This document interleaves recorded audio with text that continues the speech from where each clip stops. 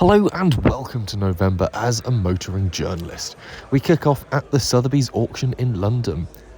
This auction forms a part of Motor Week, which includes the London to Brighton Veteran Car Run.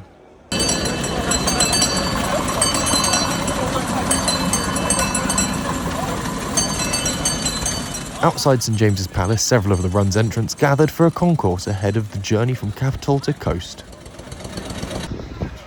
Okay, I'm out in Brighton doing some work. We've got the veteran cars going past and a Ferrari 458.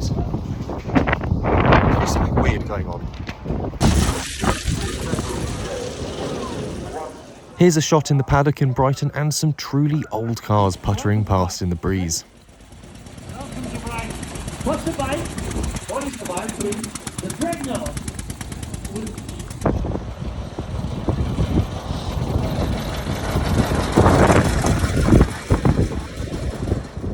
Ross Brawn, the F1 legend, took part in the run this year on his 1904 Wilson Pilcher. It's 12 horsepower flat four, a long way from the might of modern motorsport.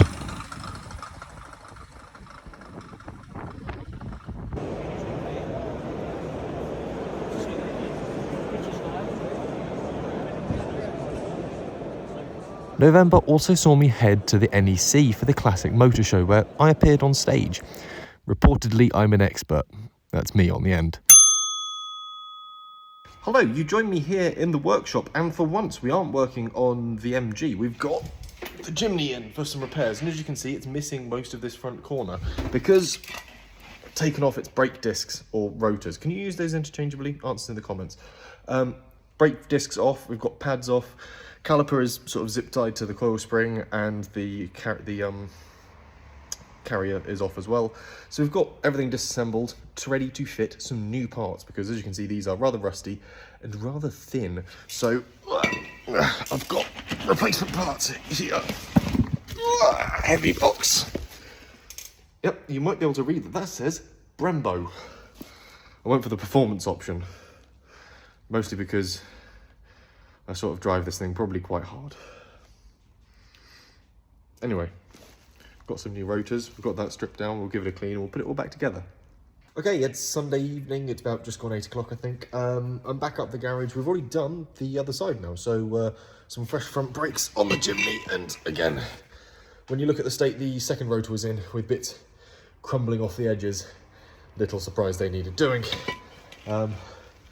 Brake pads weren't too warm actually, they still had a fair amount of life left in them, but swapped them out for good measure.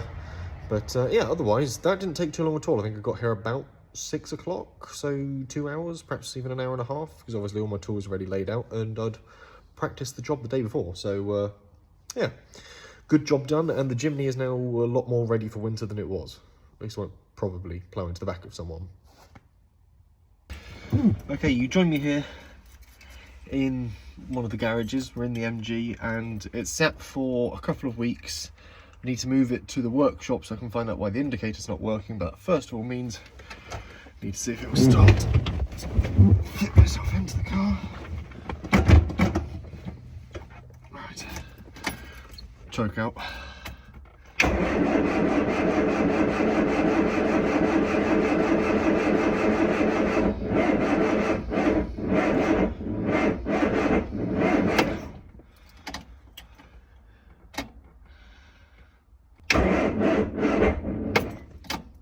Okay, we're going to try the jump pack.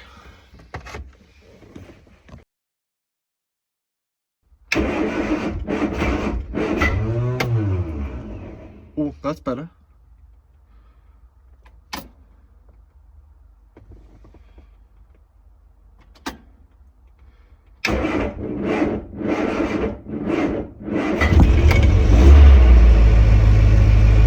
Ah! It only took 2 minutes of trying and 2 different power packs. She's up and running. The choke doesn't stay open.